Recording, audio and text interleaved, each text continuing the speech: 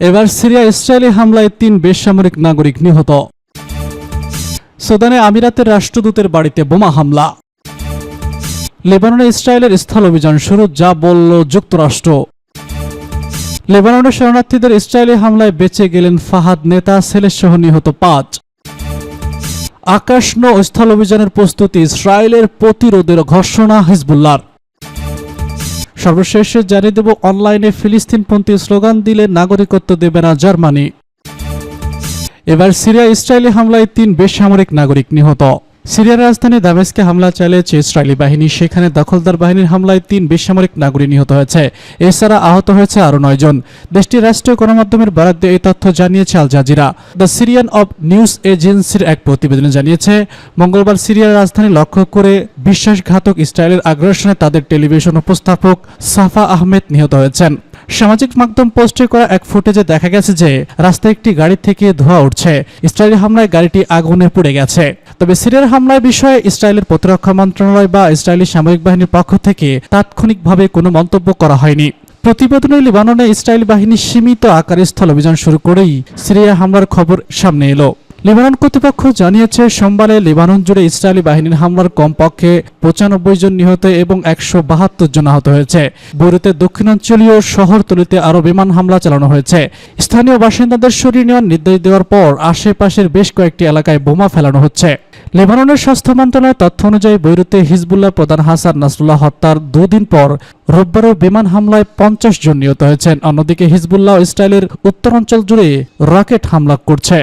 এদিকে লেবাননের প্রধানমন্ত্রী নাবিদ কাবিব বলেছেন, ইসরায়েলের অব্যাহত বিমান হামলার কারণে দেশ জুড়ে ১০ লাখ মানুষ এরই মধ্যে ঘরবাড়ি ছেড়ে অন্যত্র সরে গেছেন। তার মতে এটা সবথেকে বড় বাস্তুচ্যুতির ঘটনা। সুদানে আমিরাতের রাষ্ট্রদূতের বাড়িতে বোমা হামলা। সংযুক্ত আরব আমিরাত সোমবার অভিযোগ করেছে, সুদানের রাজধানীতে তাদের রাষ্ট্রদূতের বাড়িতে বোমা হামলা হয়েছে।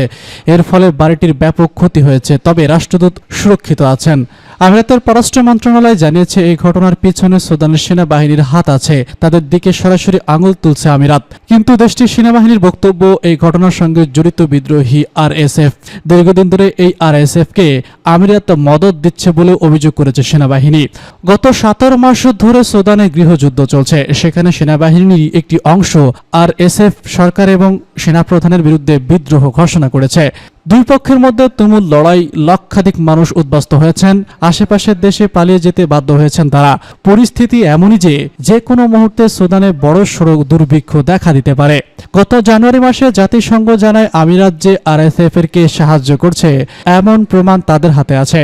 জাতিসংঘের রিপোর্টে বলা হয়েছিল, চাঁদ সীমান্ত দিয়ে আরএসএফ এর কাছে অস্ত্র পৌঁছে দিয়েছে আমিরাত। সেই কথা স্মরণ করিয়ে দিয়ে এদিন সুদানের সেনা একটি বিবৃতি দিয়েছে, যাতে বলা হয়েছে আরএসএফ মদদ দিয়েছে আমিরাত। আরএসএফ কে মদদ দিয়েছে আমিরাত। আজও সেই আরএসএফই তাদের রাষ্ট্রদূতের বাড়িতে বিস্ফোরণ ঘটিয়েছে। সেনা কখনোই কাজ করেনি এবং ভবিষ্যতেও করবে না। লেবাননে ইসরায়েলের স্থল অভিযান শুরু, যা বলছে যুক্তরাষ্ট্র। লেবাননের সশস্ত্র গোষ্ঠী হিজবুল্লাহর প্রধান হাসান নাসরুল্লাহকে হত্যা করার পর এবার দেশটির সার্বভৌমত্ব লঙ্ঘন করে স্থল অভিযান শুরু করেছে ইসরায়েল। এ অবস্থায় হিজবুল্লাহর পক্ষ থেকে ইসরায়েলের বিরুদ্ধে যে কোনো আগ্রাসী পদক্ষেপ নিতে পারে ইরান, এমন সংখ্যায় ইরানকে হুঁশিয়ারি দিলেন মার্কিন প্রতিরক্ষামন্ত্রী লয়েড অস্টিন। ইসরায়েলের উপর হামলা চালালে ইরানকে ভয়াবহ পরিণতি ভোগ করতে হবে বলে জানিয়েছেন তিনি। এক টুইট বার্তায় তিনি এই হুঁশিয়ারি দিয়েছেন। লয়েড অস্টিন বলেছেন, আমি আজ ইসরায়েলের অভিযান পরিচালনার বিষয়ে দেশটির প্রতিরক্ষামন্ত্রী ইয়েভ গ্যালাজিনকের সঙ্গে কথা বলেছি। আমি এটা পরিষ্কার করে বলতে চাই যে যুক্তরাষ্ট্র ইসরায়েলের সার্বত্রিক অধিকারকে সমর্থন করে। আমরা সীমান্ত স্থল অভিযানের ব্যাপারে একমত হয়েছি, যাতে হিজবুল্লাহ ইসরায়েলের উপর হামাসের মতো ৭ অক্টোবর ইসরায়েলে হামলা চালাতে না পারে। আমি পুনরায় নিশ্চিত করছি যে সীমান্তের উভয় পাশে বেসামরিক নাগরিকরা যাতে নিরাপদে তাদের বাড়িতে ফিরতে পারেন তা নিশ্চিত করার জন্য একটি কূটনৈতিক সমাধান প্রয়োজন। অস্টিন বলেন, ইরান যদি ইসরায়েলের বিরুদ্ধে সরাসরি সামরিক হামলা চালানোর পথ বেছে নেয়, তাহলে আমি ইরানের গুরুতর পরিণতির কথা পূর্ণ ব্যক্ত করছি।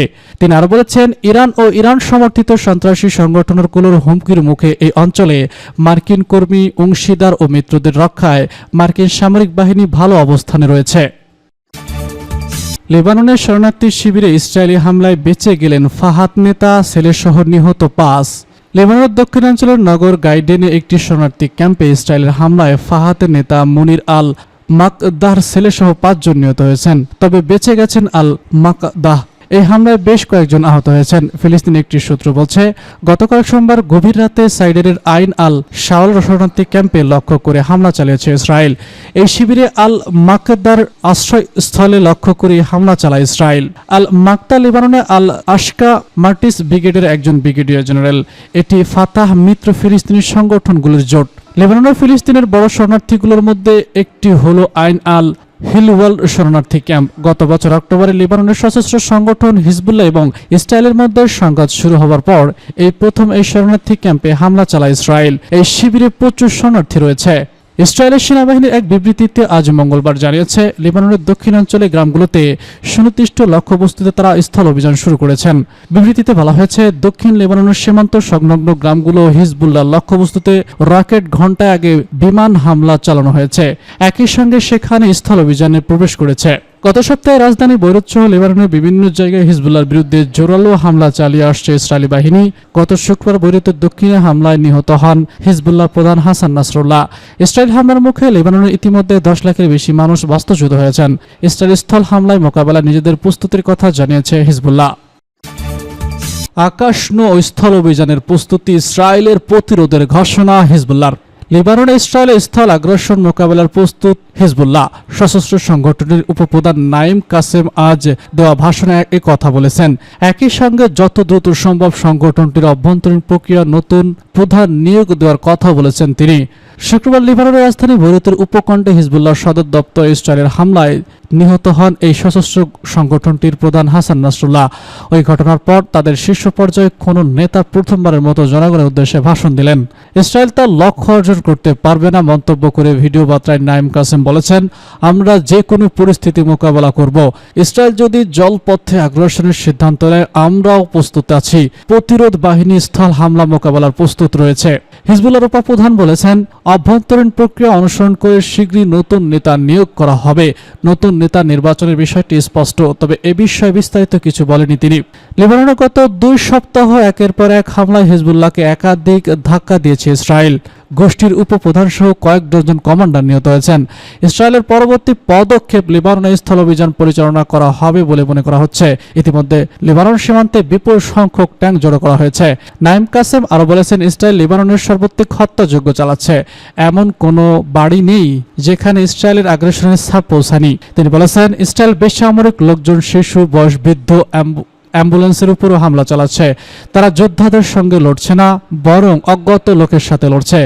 এই সংঘাতে যুক্তরাষ্ট্রের ভূমিকা টেনে হিজবুল্লাহ প্রধান বলেছেন, সীমাহীন সামরিক সহায়তা দিয়ে যাওয়ার মাধ্যমে ইসরায়েলের সহযোগিতা পরিণত করছে যুক্তরাষ্ট্র। বক্তব্য শেষে কাসেম বলেছেন, আমরা জয়ী হব ঠিক যেভাবে 2006 সালে ইসরায়েলের সঙ্গে লড়াই আমরা জয়ী হয়েছিলাম। অনলাইনে ফিলিস্তিনপন্থী স্লোগান দিলে নাগরিকত্ব দেবে না জার্মানি। ফিলিস্তিনের সমর্থনে সামাজিক যোগাযোগ মাধ্যমে from the river to the sea slogan share করলে, লাইক দিলে বা কমেন্ট করলে তাদের নাগরিকত্ব দেবে না ইউরোপের দেশ Germany. North German radio television জানিয়েছেন, যারা সামাজিক যোগাযোগ মাধ্যমে নদী থেকে সাগর স্লোগান ব্যবহার, লাইক বা মন্তব্য করবেন তারা জার্মান নাগরিকত্ব পাওয়ার যোগ্য হবেন না। জার্মান পররাষ্ট্র মন্ত্রণালয়ের নতুন নিয়মেও বলা হয়েছে, এই স্লোগান ব্যবহার করলে কোনো ব্যক্তি জার্মান নাগরিকত্বর যোগ্য হবে না। এই স্লোগানের শিকড় 1960-এর দশকের। জর্ডান নদী থেকে ভূমধ্যসাগর পর্যন্ত ফিলিস্তিনের সম্পূর্ণ মুক্তির দাবিতে এই স্লোগান দেওয়া হয়। গত 27 জুন জার্মানির বৈরুত নাগরিকত্ব আইন প্রণয়নের পর এই সিদ্ধান্ত নেওয়া হয়েছে।